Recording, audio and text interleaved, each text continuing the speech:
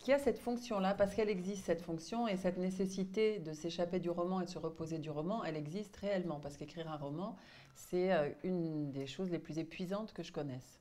Et c'est très désespérant, difficile, on ne sait jamais comment faire, on ne sait jamais comment s'y prendre, c'est très très angoissant, on n'a jamais, par exemple, la totalité du roman en tête, ou en tout cas moi je ne l'ai pas. Il y a peut-être des auteurs qui l'ont ou qui l'avaient. Moi, je sais que par exemple, quand j'écris une nouvelle, jusqu'à une vingtaine de pages, j'arrive à voir l'ensemble du texte mentalement, à le concevoir mentalement. C'est-à-dire, c'est comme si c'était un tunnel, mais que je voyais la toute petite lumière au bout quand même. Quand j'écris un roman, je ne vois rien et je ne sais pas où je vais. Et puis, je ne le possède pas, je ne le domine pas du tout.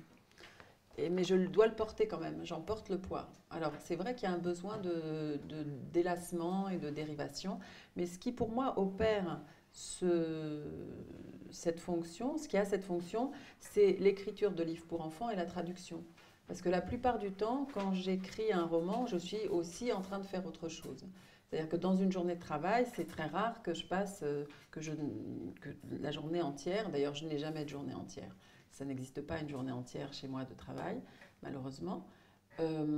Donc, un temps de travail. Mon temps de travail est toujours partagé entre le roman en cours et une histoire pour enfants ou une traduction. Et c'est vrai que le besoin de s'échapper et d'être soit avec l'histoire pour enfants dans une durée plus courte, donc de laisser ce grand tunnel et ce poids, cette pesanteur, etc., pour aller vers quelque chose qu'on manipule, qu'on peut tenir au creux de la main, comme un conte, une histoire, c'est vraiment très agréable. Ou la traduction, le grand intérêt de la traduction, c'est que comme on n'est pas responsable du texte, on ne se demande pas si ce qu'on a inventé est bien. Ça a été fait et ça a été déjà publié. Soi-même, on a trouvé que c'était un texte magnifique. Donc,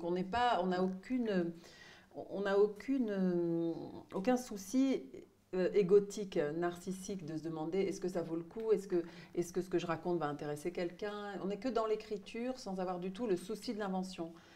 Donc, c'est un grand délassement par rapport au roman.